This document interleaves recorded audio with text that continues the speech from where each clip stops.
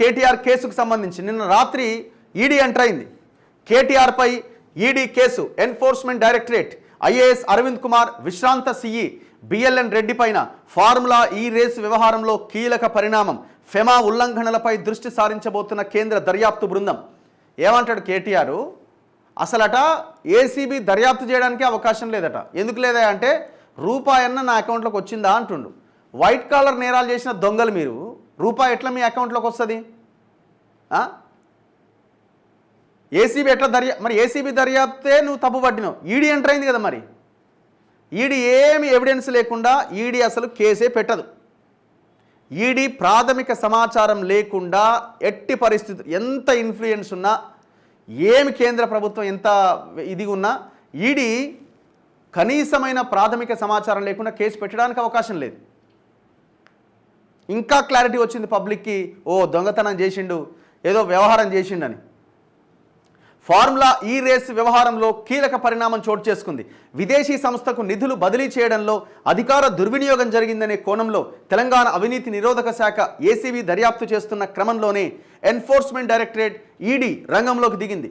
ACB FIR ఆధారంగా ED case information report నమోదు చేసి దర్యాప్తు ప్రారంభించింది.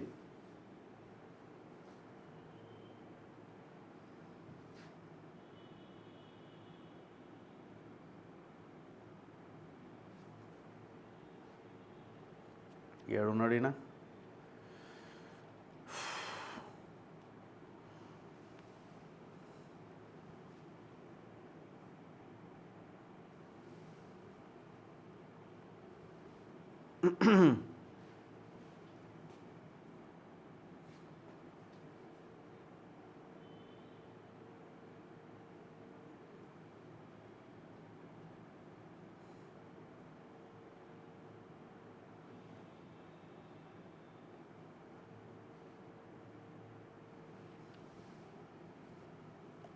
చలో నెక్స్ట్ లేనట్టుంది ఇలా. ఇగో మాజీ మంత్రి కేటీఆర్ను ప్రధాన నిందితుడిగా పేర్కొన్నది. అలాగే రెవెన్యూ విపత్తుల నిర్వహణ విభాగం ప్రత్యేక ప్రధాన కార్యదర్శి అరవింద్ కుమార్, హెచ్ఎండిఏ మాజీ చీఫ్ ఇంజనీర్ బిఎల్ఎన్ రెడ్డి వాళ్ళని కూడా నిందితులుగా చేర్చింది. యాక్చువల్గా ఏసీబీ కేసులో కూడా A1 KTR, A2 Arvind Kumar, A3 BLN Reddy. So ఇందులో ఈడీ కేసులో కూడా సేమ్ A1, A2, A3 వీళ్ళు ముగ్గురే ఉన్నారు. హైదరాబాద్లో ఫార్ములా ఈ రేసుల నిర్వహణ కోసం యూకేలోని ఫార్ములా ఈ ఆర్గనైజేషన్ సంస్థకు నగదు బదిలీ చేయడంలో foreign exchange management act, FEMA, prevention of money laundering act, PMLA కింద కేసు దర్యాప్తు చేయబోతున్నది. సోమవారం తర్వాత నిందితులకు నోటీసులు జారీ చేసే అవకాశం ఉన్నట్టు తెలుస్తోంది. వారి వాంగ్మూలాలు సేకరించాక తదుపరి కార్యాచరణపైన దృష్టి పెట్టబోతున్నది. సేమ్ ఇదే మనీ లాండరింగ్ యాక్టే కల్వకుంట్ల కవిత కూడా ఎదుర్కొన్నది ఆనాడు సారాదందాలో, లిక్కర్ స్కామ్లో. ఉదయం వివరాల సేకరణ, సాయంత్రం కేసు నమోదు. ఫార్ములా ఈ రేస్ వ్యవహారంలో ఈడీ వేగంగా స్పందించింది. గురువారం ఏసీబీ కేసు నమోదు చేసిన నేపథ్యంలో శుక్రవారం ఉదయం వివరాలు ఇవ్వాలని లేఖ రాసింది. సాయంత్రమే వివరాలు సేకరించి ECIR నమోదు చేసింది. ముఖ్యంగా హెచ్ఎండిఏ బ్యాంకు ఖాతా నుంచి యూకేలోని FEO సంస్థ ఖాతాకు జరిగిన నగదు బదిలీ లావాదేవీలపైన ఈడీ దృష్టి సారించబోతున్నది. గత ఏడాది అక్టోబర్లో సుమారు 45,71,00,000లను యూకే అధికారిక కరెన్సీ బ్రిటిష్ పౌండ్ రూపంలో బదిలీ చేసిన ఉదంతంపై ఆరా తీయబోతున్నది. ఈ వ్యవహారంపై ఫెమా, PMLA చట్టాల ఉల్లంఘనలపైనే ఈడీ ప్రధానంగా దృష్టి సారించబోతున్నది. నిధులను విదేశాలకు మళ్లించిన అనంతరం అంతిమంగా మరెవరి ఖాతాలోకైనా చేరాయా అనే అంశంపై ఈడీ కూపీలాగబోతున్నది. అంటే అక్కడికి పోయిన పైసలు ఎక్కడెక్కడికి పోయినాయి? 9th సీజన్లో డబ్బులు కానీ 10th సీజన్లో వీళ్ళు అగ్రిమెంట్ ప్రకారంగా అగ్రిమెంట్ అవ్వకముందే పంపించిన డబ్బులు ఎటుపోయినాయి? పన్ను మినహాయించకపోవడంలో మతలబు పైన ఆరా. సాధారణంగా ప్రభుత్వ సంస్థలు విదేశాలకు నగదు బదిలీ చేసినప్పుడు రిజర్వ్ బ్యాంక్ ఆఫ్ ఇండియా లాంటి రెగ్యులేటరీ అథారిటీ అనుమతి తీసుకోవాలి. విదేశాలకు డబ్బులు పంపాలి అనంటే RBI పర్మిషన్ ఖచ్చితంగా తీసుకోవాల్సిందే. కానీ గత ఏడాది అక్టోబర్లో లండన్లోని FEO ఖాతాకు నగదు బదిలీ చేసిన సందర్భంలో రెగ్యులేటరీ అథారిటీ నుంచి ఎలాంటి అనుమతి తీసుకోలేదు.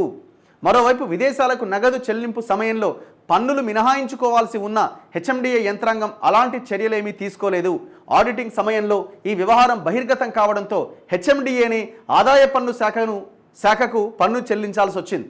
దీంతో అదనంగా 8 కోట్ల భారం పడ్డది. అంటే పెనాల్టీ కట్టిరు ఇన్కమ్ ట్యాక్స్కి. శాఖకు పన్ను చెల్లించాల్సి వచ్చింది. దీనికి తోడు మరో 16 కోట్లను ఆదాయ పన్ను శాఖకు బకాయి చెల్లించాల్సి ఉన్నట్లు ఆడిటింగ్లో తేలింది. ఈ నేపథ్యంలో విదేశీ సంస్థకు నగదు బదిలీ చేసిన క్రమంలో హెచ్ఎండిఏ యంత్రాంగం ఆదాయ పన్ను మినహాయించకపోవడంలో మతలబేంటని ఈడీ ఆరా తీసే అవకాశం ఉన్నట్టుగా కనిపిస్తోంది. సో ఇది అక్రమ కేసు అంటున్న హరీష్ రావు.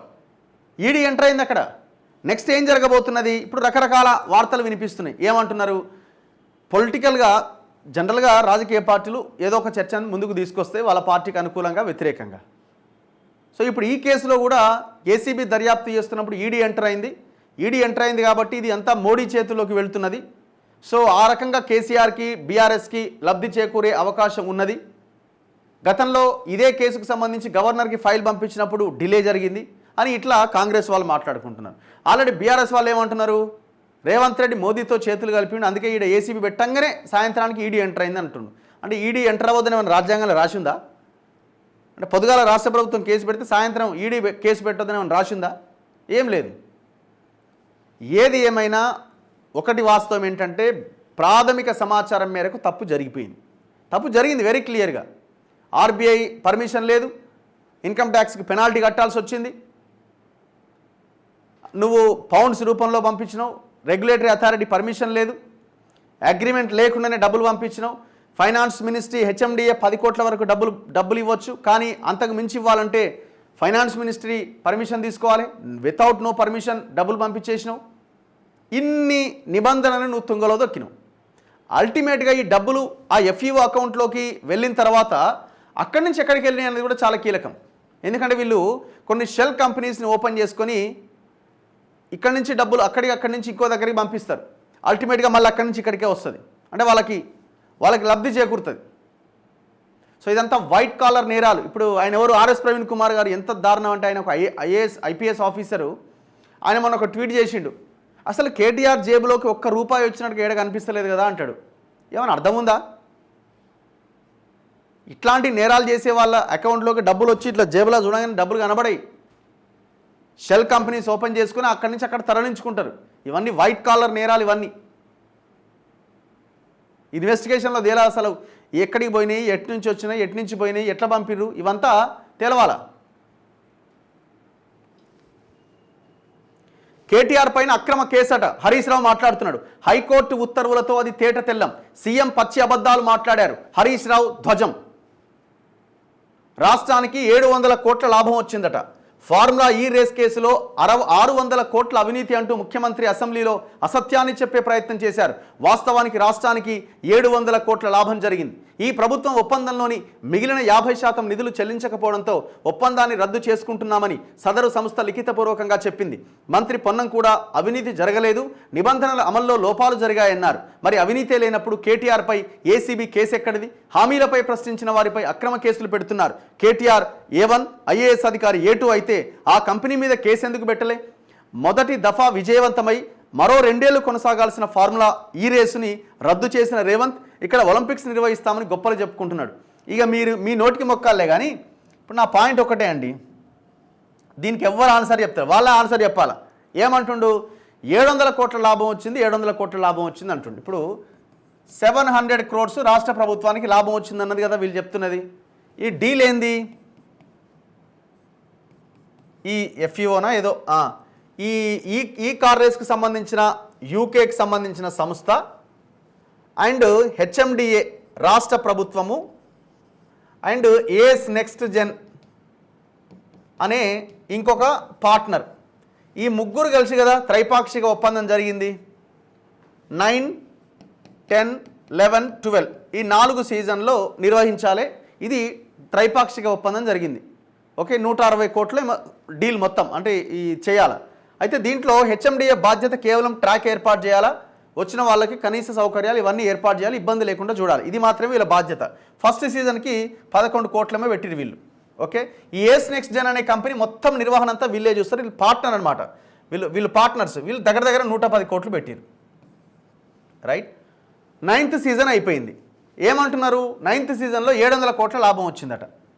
10th సీజన్కి వచ్చేసరికి ఈ ఏస్ నెక్స్ట్ జెన్ అనే కంపెనీ వాడు ఎగిరిపోయిండు. ఏమంటాడు వీడంటే, కేటీఆర్ చెప్పిండు, మనమనే మాట కాదు, నాకు లాస్ వచ్చింది నేను వెళ్ళిపోయినా, నా వల్ల అయితలేదు ఇది అని ఆ ఎఫ్ఈఓతో గొడవలైన ఈ లాస్ వచ్చిందని చెప్పి ఈ పార్ట్నరు ఎగిరిపోయింది. మరి ఇప్పుడు 700 కోట్ల లాభం రాష్ట్ర ప్రభుత్వానికి వస్తే 700 కోట్ల లాభం 11 కోట్లు పెట్టిన రాష్ట్ర ప్రభుత్వానికే లాభం వస్తే 110 కోట్లు పెట్టిన ఈ ప్రైవేట్ కంపెనీకి ఎంత రావాలా? మళ్ళీ ఇది గవర్నమెంట్, అది ప్రైవేట్. మరి నీకేమో లాభం వచ్చే వాడికి ఎట్లా లాస్లో వచ్చే? లాస్ వచ్చిందని నేను అంటాను, కేటీఆరే అన్నాడు. మరి దీనికి ఆన్సర్ ఉందా మీ దగ్గర? మరి అంత ఆగమేఘాల మీద అసలు అగ్రిమెంట్ లేకుండా ఏమీ లేకుండా నోటి మాటతోని ఎలక్షన్ కోడ్ అమల్లో ఉన్నప్పుడు డబ్బులు పంపించాల్సిన పరిస్థితి ఎందుకు వచ్చింది? ఏసీబీ కేసుకి అంతా అది అవుతున్నారు కదా. మరి ఇప్పుడు ఈడీ కూడా కేసు పెట్టింది కదా, ఈడీ కూడా ఎంటర్ అయింది కదా. హరీష్ రావు గారు మీరు ప్రెస్ మీట్ పెట్టిన కొద్దిసేపటికే ఈడీ కూడా ఎంటర్ అయింది. ఇప్పుడు 55 కోట్లు పంపిరన్నది వాస్తవమే కదా, పౌండ్స్ రూపంలో పంపిరన్నది వాస్తవమే కదా, ఆర్బీఐ పర్మిషన్ తీసుకోలేదన్నది వాస్తవమే కదా. మరి ఇవన్నీ నిబంధనలు ఉల్లంఘించినట్టే కదా. ఏ కాన్స్పిరసీ, ఏ కుట్ర లేకుంటే, ఏ ఇంటెన్షన్ లేకుంటే ఎందుకు అంత ఆ పని చేస్తారు మీరు ఎలక్షన్ టైంలో? ఆన్సర్ చేయండి. ఆన్సర్ లేదు. అడ్డంగా దొరికిపోయారు ఇందులో, ఈ కేసులో డౌట్ ఏం లేదు. ఇక ఇన్వెస్టిగేషన్ ఏం చేస్తారన్నది చూడాలి. ఇక ఇన్వెస్టిగేషన్ ఏం చూడండి. నమస్తే తెలంగాణలో మీరు చూడొచ్చు. ఈడీ కేసు మీద వీళ్ళు రాసింది ఏంటంటే ఏసీబీ ఎఫ్ఐఆర్, ఈడీ తయార్, రేవంత్ బీజేపీ కుమ్మక్కు, ఫార్ములా ఈ రేస్ వ్యవహారంలో కేటీఆర్పై ఈడీ కేసు, ఏసీబీ ఎఫ్ఐఆర్ ఆధారంగానే ఈసీఐఆర్ పూర్తి వివరాలు ఇవ్వాలని ఏసీబీకి డీజీ లేఖ, త్వరలో కేటీఆర్కు నోటీసులు ఇచ్చే ఛాన్స్ అట. అంటే ఏసీబీ ఎఫ్ఐఆర్ ఆధారంగా కేసు ఇప్పుడు ఎక్కడ ఏ రకమైన కేసు పెడితే దాని ఆధారంగానే ఈడీ కేసు పెడుతుంది. అర్థమైందా? మీరు ఫస్ట్ చెప్పాల్సిన పాయింట్స్ ఏంటంటే ఇప్పుడు నేను చెప్పిన 5-6 పాయింట్స్ ఏవైతే నిబంధనలను ఉల్లంఘించిరో ఆ నిబంధనలను ఉల్లంఘించిన మాట వాస్తవమా కాదా? అట్లాంటి కేసెస్లో ఈడీ ఎంటర్ అవుతుందా? ఎంటర్ అవుతుందా? 100% ఎంటర్ అవుతుంది. ఇక్కడే కాదు, ఎక్కడ జరిగినా ఎంటర్ అవుతుంది. ఈ ఎట్లా రాసుకున్నారు చూడండి. ఇదట ఏసీబీ ఎఫ్ఐఆర్ చేయగానే ఈడీ తయారుగా ఉందట, రేవంత్ బీజేపీ కుమ్మక్కు అయ్యారట. ఎట్లా ఇది అవకాశం ఎట్లున్నది? మరి మీ హయాంలో జరిగినప్పుడు అప్పుడు బీఆర్ఎస్ బీజేపీ కుమ్మక్కని అన్నారు. మరి అది కూడా నమ్మాలా? ఇంకో రాష్ట్రంలోకి ఈడీ ఎంటర్ అయింది, అక్కడ కూడా ఆ ప్రభుత్వంతో బీజేపీ కుమ్మక్కని అనుకోవాలా? ఇక ఏది వస్తే అదే, ఇక నోటికి ఏది వస్తే అదే. ఫస్ట్ మీరు చెప్పాల్సింది మా మీద కక్ష సాధిస్తున్నారు అని చెప్పడం కాదు. మీరు ఎంత సత్య హరిశ్చంద్రులో మీరు ఏ తప్పు చేయలేదో అది చెప్పుకోవాలి. మేము ఏ తప్పు చేయలేదని చెప్పుకోవాలి, కడుక్కునే ప్రయత్నం చేయాలి. అది లేదు. ఎదురుదాడి ఎప్పుడైతే మీరు స్టార్ట్ చేస్తున్నారని కనబడుతున్నదో తప్పు చేసిరని మీరు దొరికిపోయారు. ఈడీ ఎందుకింత హడావుడట, న్యాయ నిపుణులట విస్మయం వ్యక్తం చేస్తున్నారట. మొత్తం వాళ్ళట మొత్తం ఒకటేసారి అందరు బయటకు వచ్చి అరే ఈడీ ఎట్లా కేసు పెడుతుందా అనుకుంటున్నారట. నమస్తే తెలంగాణలో రాస్తున్నారు ఇట్లా. ఎందుకు ఎంటర్ కాదు ఈడీ? ఎందుకు ఎంటర్ కాదు ఇది ఈడీ?